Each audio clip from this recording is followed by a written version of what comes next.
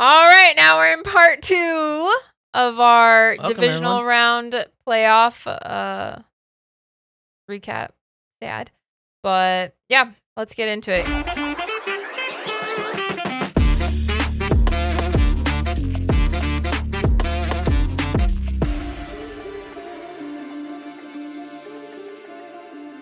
It's so funny because, like, I honestly, when the other defender was like, push off, I was like, oh, shit, he probably did push off because why is that guy so open? But he didn't. He really didn't. So I don't know. Granted, I think it was a lapse in the defense because how stupid can you be? I think that he maybe thought like he would underthrow it because of so much pressure. So he was like kind of stepping up to get ready to like do the to have the interception, and then was like, oh, oopsies. Yep. But yeah. But regardless, that throw was, again, I never want to glaze any Bears player ever. Yeah. But that was a wonderful throw. That was a out of this world throw. Yeah.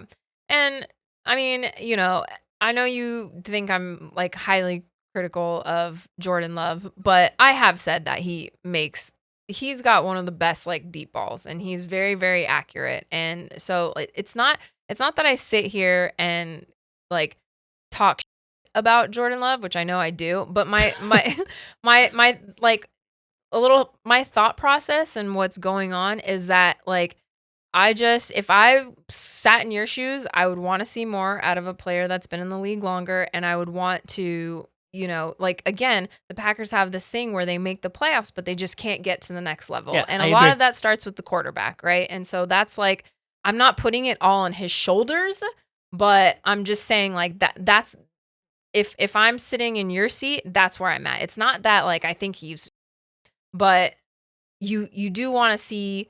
Unless like, and I mean, of course, it was a tough year for the Packers because you had a lot of injuries, and you wouldn't like. We'll never know, right? If Micah Parsons stayed healthy, what the I think Kraft was the hole in our offense completely. So I agree that I want to see that next step where he does come back from games the way that Caleb has. Mm-hmm. Just like I'm sure you want to see Caleb have a complete game where he's throwing 67%, 70%, and not throwing picks in the playoffs or stuff like that. Yeah. Which in the regular season he doesn't really do that. But I feel like my pushback is not even just towards you; it's just towards a lot of people that are like on the hate train on Jordan Love, and I don't think you're on the hate train either. But their complaints keep on changing. Like, and I get it; it's a changing season every season, but it's not consistent. Like, if you're saying that he turns the ball, not you. If the narrative is that he turns the ball over, and this year he was one of the most like sound quarterbacks in protecting the ball, the narrative changed again, and now it went to he's not clutch.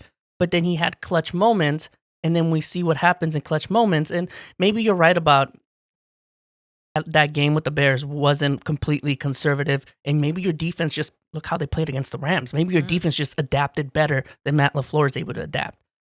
But for most of this year, we saw, okay, it's fourth down. The run didn't work, but let's run it within this 3 yards. Mm-hmm. How does that make sense? There were so many play calls where I'm like, again, where's my hat? Matt LaFleur, which, breaking news, well, not breaking anymore, but he got extended. Yeah.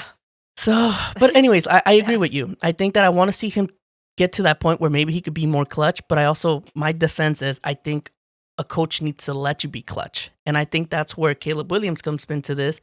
Ben Johnson is letting him make those mistakes because he knows how much talent he has. So I will be critical, but I honestly think there's so much hope for Caleb Williams. Yeah, and I mean, I don't want to go like super long today, but I'm going to cut it into 2 again because they work. But I mean, where I'm at right now is, first of all, one of the not just from like the success standpoint, but one of the most fun seasons that myself and I'm sure several other Bears fans feel in a long time. More fun than our Matt Nagy run, and more fun than even. I mean, honestly, even when we went to the Super Bowl, like, yeah, that was a great season, but the season itself and just and I know it's like cardiac Bears and, we had a lot of heart attacks, but just the plays and, the heart. I mean, this Bears team really has brought the city back to life. And I mean, Caleb was the past couple days, he went to a Bulls game, he went to Yeah. a Blackhawks game, and you could just tell like fans are erupting. I And I would need to add on to that because this has been one of the most fun seasons that I've had in a while too. Not because of how the Packers played, because it was a heartbreaking year for us, but this rivalry is alive, and yeah, I love it. I talked about that last week, but I am here for it, and I yeah. love it. I'm tired. There's a picture of Eberflus with Matt LaFleur. Do you know that? They're at a game, a basketball game, and they're just buddying it up. I don't think there will ever be a picture of him and Ben Johnson next to each other, No, ever. no, they're cold-blooded for I sure. love it. Yeah, And yeah, I think Ben Johnson he's here for the rivalry. He's already he's dug in. He's part of the culture of yeah, Chicago. I need Matt LaFleur to get the in and start being aggressive. Start not that kind of aggressive, but I need him to say the same thing back. You Ben Johnson, the Bears, or yeah, something like that, yeah, because his heart's not in on this. yeah, yeah. So, I mean, just to wrap up my final thoughts is hell of a season for the Bears, hell of a season for this team. You know, you feel bad for them because it really did feel like a special team, and you never know what. I mean, there's clearly going to be roster changes because we are just can't afford everybody. You guys have a lot of free But agents. but but yeah, I mean, for the first time in a long time, I'm excited for the future. I have hope. I've been saying it all season long when we've, had miraculous comeback after comeback. Like, yeah, it, the sustained success of comebacks may wear off, but it just makes me excited for the future because it makes me excited that we have a quarterback that is capable of doing that, that shows that, he can do it at the highest level with the most like high pressure situations. Oh yeah, So, you know, I can't obviously upset about the loss, but I can't be upset about this season and I can't be upset that Ben Johnson has clearly turned the culture around completely. and like my dad said, for the first time in a long time, we actually have a coach and we actually have a quarterback and it's Yeah, been a long ass time since we've had both. Like those Lovey are the Smith two. era, great coach, We gotta. but it was still a quarterback carousel until we got Jay Cutler. So it's just one of those things where, again, hopefully that you know we can come back next year and of course now we have first place schedule, so that sucks because Yeah. a lot of rough opponents. But and I mean, and the other thing is like the NFC North. I still believe that it's anybody's division, and I think it's only going to become harder. And you know, as a parent, we didn't do too well against the NFC North this year. So, I yeah, think your window is just opening. yeah, Of course. I will say this, that I really enjoyed what Ben Johnson said in his press, hmm that you're starting at 0. hmm Like because they asked, is this yeah, is this pushing over to the next season or something like that? And I think other coaches in the past for the Bears were like, oh, you know what, we did really good, and kind of like we said, the yeah. fans should feel that Like way. this is something to build Yes, on. yes. hmm I think the fans should feel that way because that's what we're built on. That's what we could control. Hope, right? hmm That's all the fans could control. Yeah, But the coaches need to know that, nope, next year they're going to know more about us. We need to start from 0 and rebuild this again. yeah, And I loved it because it's telling me that he's taking this seriously and he's going to do everything that he can to try to get back in this position. The Packers fan in me hates that, but the football fan in me thinks that's going to be cool to watch. yeah, for sure. I got a couple fun facts here as well. Gotcha. Obviously, they're all Bears related because Ready? yep, ready. Alrighty, I got 4 for you, so stay tuned. First fun fact, Colson Loveland has the most receiving yards by a rookie tight end in postseason history. Wow. Since at least 1960 when they were really tracking stats. So 193 yards as a rookie. So future's bright there as well. Bears had 4 sacks against the Rams, which is the most by the team in a postseason game since December 1st, 1988, which blew my mind because for a team that's always been known for defense to have, since 1988 was wild. When they also had 4 sacks in a 2012 win over the Eagles at Soldier Field in what is known as the Fog Bowl. This is really impressive. Joe Tooney has 23 postseason starts, which is second most by an O lineman in NFL history, only behind Hall of Famer Gene Upshaw's 24.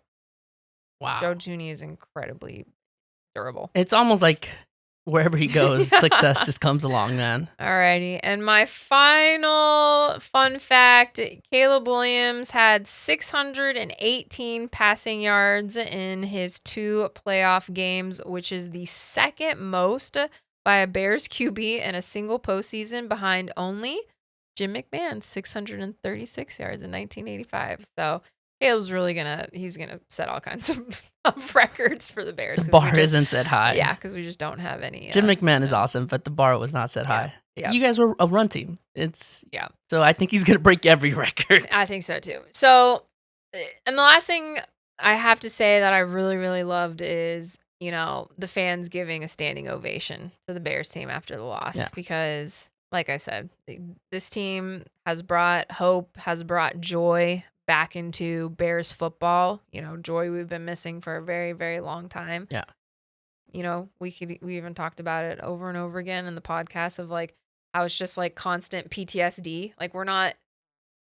Quite frankly, we're not used to having a team that comes back. We're used to always losing. So yeah, I'm just very excited, and I wish it could keep going, but all good things must end. So there's always next year. We'll see how it goes. And yep. But with that being said, we're thinking about probably next week rounding up the troops and getting the entire NFC North in to, kind of reflect on each of the seasons and put our Super Bowl predictions in. So yeah, we'll maybe we could talk about what we expect the teams to do and that kind of stuff. Yeah, stay tuned for that. I mean, it should be more of a reflection. Oh, yeah, that works. And then we can go further. That could be another episode. Final four, and I must say, it's quite Rams, Seahawks, Patriots, Broncos. Those are your final 4 teams. One of those teams is going to win the Super Bowl. And we won't do Super Bowl predictions, but let's just do a fun prediction here. Who do you got in Rams versus Seahawks? I got the Rams. Oh, man, I know. I feel like it too, but I think that the Seahawks best defense probably in the league right now. But I don't know if I could trust Sam Darnold yet. That's how I am too. And don't get me wrong. I think the Seahawks probably have the best home field advantage in the whole league. Yeah. But again, Sam Darnold. I'm going with Rams too. I think Stafford has a bounce back game. Yeah. And again, I'm with you. Seahawks defense is incredible, but I think that Sam Darnold's gonna make a couple mistakes in this game. Maybe not though, but we'll see. I got Rams. Tough one. Patriots versus Broncos. Fuck. Can Stidham pull off? Can this little girl please pick the Patriots again? Please? Please. I gotta go with the Pats, man. I don't, They're gonna win. They're gonna win. I really wanted the Broncos, but if the Broncos win, this is gonna be the most boring Super Bowl of all time. Yeah. Whoever wins the NFC then wins the Super Bowl. Pretty much. So. The Patriots are back in the Super Bowl. They didn't wait that long. I know. We don't know yet, JC. We don't know yet. The Broncos, Sean Payton may have a little trick up his sleeve. We'll see. With Stidham? Yeah. I don't think the guy's ever started an NFL game. I don't think so either. God, his voice. We'll see. But yeah, I'm gonna go Patriots. I think they're gonna win this one. Yeah. It is what it is, though. It is what it is. Next year we'll hope. I don't think Pat Mahomes is gonna come back easily next year. I think he's gonna have some struggle. So, we'll see. I think the league is moving on. Granted, I still think he's the best quarterback in the league. I just think that it's not gonna be as easy as it's been for him. Yeah, it's. And that's the other thing why this year was so fun is because we talked about it last week. There were just a lot of dark horses in the playoffs, and in the beginning of the year, granted, I know that the Broncos were pretty successful last year as well, but if Rams, maybe Seahawks, we didn't know what the Seahawks were going to look like this year with Sam Darnold. It just gave the beatdown of a lifetime to the Niners. And because, with Dude, that draft class, bro. Drake May, Bo Nix, Jaden Daniels, Caleb Williams. I mean, it's got to be one of the most generational draft Yeah. classes in NFL history. Holy I'm shit. not saying JJ McCarthy yet. You got to earn it. Come on, dude. 9? Oh boy. Sorry, I'm trying not to be so. Michael Penix too? Was he in Yeah, he was there. Yeah. He got traded up for. Yeah. Yep. So The same year that they paid to get Kirk Cousins. Yeah. Very weird. I don't. Anyways. Alrighty, everybody. Well, thank you so much for tuning in. You know, the NFC North officially eliminated from the playoffs, but we'll be back next year After a trip to Cancun. And yeah, we'll hopefully, like I said, we'll have everybody in the house or virtually next week. So love you guys and tune in Final Four, and then we'll talk Super Bowl next week. Deuces.